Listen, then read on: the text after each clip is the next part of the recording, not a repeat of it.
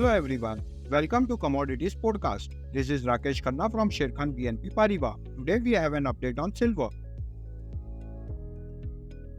COMEX silver price not able to breach its upper resistance of $31.75 and witness a sharp correction in the counter indicates short-term trend is bearish.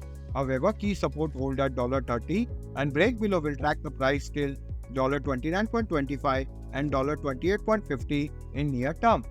MCX silver price failed to breach its upper resistance of 94,500 level and witnessed a sharp correction yesterday, indicate trend is bearish in upcoming trading session. However, silver price closed near to its support at 91,600 level and break below will pull the price further down till 90,700 and 90,000 level in near term. On the way up, key resistance hold at 92,800 level and break above will act as a trend reversal. The price indicator is bearish. Thank you.